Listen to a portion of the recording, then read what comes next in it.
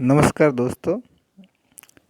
अपन पिछले वीडियो में प्रबंध के पदानुक्रम को पढ़ रहे थे, लेकिन कुछ तकनीकी प्रॉब्लम के कारण वीडियो पूरा ना हो सका। अब अपन इस वीडियो में कंटिन्यू करते हैं। प्रबंध के पदानुक्रम जो है संगठन में एक श्रृंखला का निर्माण करते हैं। संगठन संरचना में विभिन्न स्तर होते हैं। प्रबंध के पदानुक्रम क्या होते हैं दोस्तों?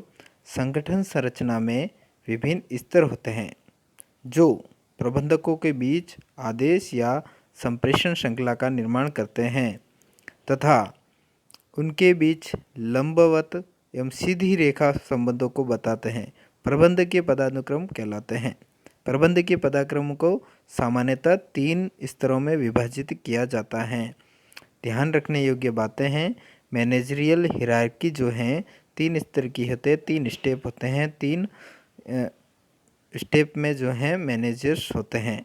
एक तो हायर लेवल मैनेजमेंट होता है जिसे उच्च प्रबंध या शीर्ष प्रबंध बोलते हैं। एक मध्यम मिडल जो है मैनेजमेंट होता है और एक प्रथम पंक्ति या निम्न स्तरीय प्रबंध होता है। 3 तरह के प्रबंध स्तर जो हैं अपने को किसी भी संस्था में देखने को मिलते हैं। उच्च स्तरीय प्रबंध में एक संचालक मंडल आते हैं, प्रबंध संचालक आता है, मुख्य कार्यकारी अधिकारी आता है, अधिशासी अधिकारी आता है। मध्यम प्रबंध में क्षेत्रीय प्रबंधक, मंडल प्रबंधक, विभागीय प्रबंधक, संयंत्र प्रबंधक आता है। प्रथम पंक्ति या निम्न स्तरीय प्रबंध में शाखा प्रबंधक, अनुभाग प्रबंधक, पर्यवेक्षक, निरीक्षक, फॉरमैन इत्यादि आते हैं। अब अपन थोड़ा इसको विस्तार से पढ़ते हैं। उच्च प्रबंध या शीर्ष प्रबंध जो है लुइस ए एलन के अनुसार, एक प्रोफेसर हुए जो लुइस ए एलन हैं, उन्होंने उच्च प्रबंध जो है नीति निर्धारक समूह है जो कंपनी की समस्त क्रियाओं के निर्देशन एवं सफलता के लिए उत्तरदायी होता है। उन्होंने उच्च प्रबंध को इस तरह से परिभाषित किया है कि उच्च प्रबंध क्या होता है?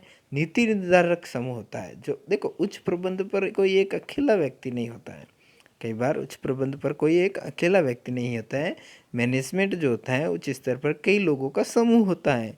उसमें कई लोग बैठते हैं, जैसे सीईओ बैठता है, मैनेजिंग डायरेक्टर एमडी बैठता है और भी कई जो कंपनी सचिव बैठता है। ये जो है अपर लेवल के मैनेजमेंट टीम के अंतर्गत आते हैं। तो इसलिए उन्होंने लुइस ए एलन ने बताया, भाई उच्च प्रबंध जो है नीति निर्धारक समूह होता है जो नीति का निर्माण करते हैं, जो कंपनी की समस्त क्रियाओं के निर्देशन और सफलता के लिए उत्तरदायी होते हैं। और उच्च प्रबंध जो है कंपनी की सारी क्रियाओं के लिए क्या होते हैं? जिम्मेदार होते हैं और उनके लिए उत्तरदायी होते हैं वो।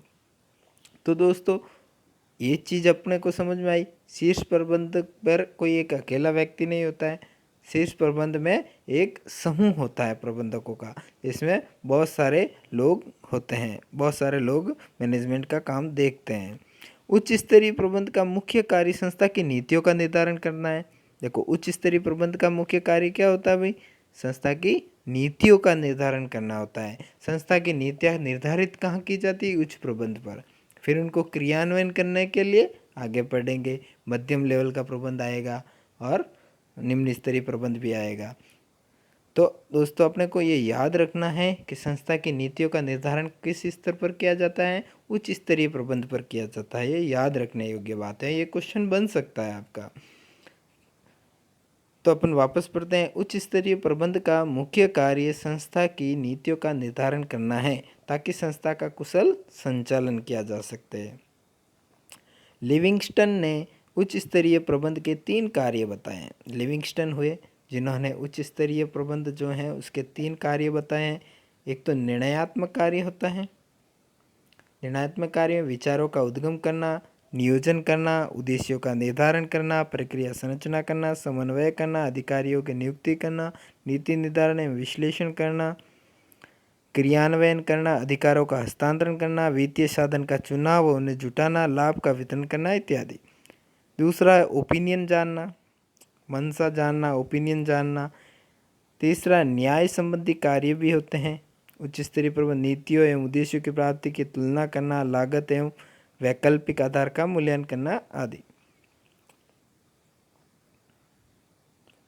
फिर आता मध्यम प्रबंध। अब जैसा कि अपन ने उच्च स्तरीय प्रबंध को पढ़ा, अब मध्यम स्तरीय प्रबंध को पढ़ते हैं। मैरी कुसिंग नाइल्स के अनुसार, मैरी कुसिंग नाइल्स के अनुसार मध्यम स्तरीय प्रबंध अपने अधीनस्थों के प्रयासों से नीतियों को क्रियान्वित कराते हैं। अब देखो, उच्च स्तरीय प्रबंध का क्या काम था? नीतियों का निर्धारण करना या नीतियाँ बनाना। नीतियाँ बना ली। मध्यम स्तर का कार्य क्या होगा? उन नीतियों के प्रयासों से, उन नीतियों के, उनके नीतियों से जो हैं अधीनस्थों के प्रयासों को क्या करना? क्रियान्वित करना होता है। मध्य स्तरीय प्रबंध अपने अधीनस्थों के प्रयासों से नीतियों को कार्यान्वित कराते हैं। जो नीतियाँ बनाई उनको क्रियान्वयन कराते हैं, वो क्रियान्वयन करवाते हैं। नीतियों को क्या करवाते हैं? क्रियान्वित करते हैं। और नीति, अब तो देखो समझ में आया ना, उच्च स्तरीय प्रबंध नीतियों को बना रहे हैं, मध्यम स्तरीय प्रबंध क्या करता है? अपने अधीनस्थों के माध्यम से इनको क्रियान्वित कराते हैं। वे आदेश निर्देश और परामर्श नीचे की ओर प्रेषित करते हैं एवं सुझाव, निवेदन और शिकायत उच्च स्तर पर प्रेषित करते हैं। बीच में कड़ी का काम करते हैं ये। मध्य स्तरीय प्रबंध मुख्य कार्य क्रियात्मक या परिचालन प्रबंध तथा उच्च वर्गीय प्रबंधकों के मध्य समन्वय स्थापित करना होता है। तो ये बिचौलिए का काम करते हैं, समझ लो इस चीज़ को ना। अन्य कार्य क्या होते हैं?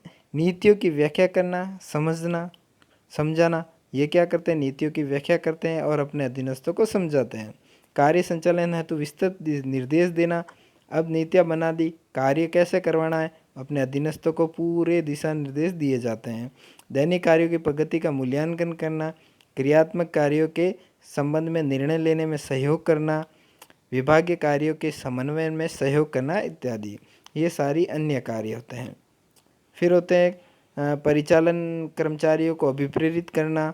परिचालन जो ऑपरेशन में लगे हुए हैं कर्मचारी, उनको पर्यवेक्षी प्रबंधकों को आवश्यक प्रशिक्षण देना। पर्यवेक्षी कर्मचारियों की समस्याओं को सुलझाना। पर्यवेक्षी प्रबंध स्तर पर उत्पन्न विवादों को निपटाना।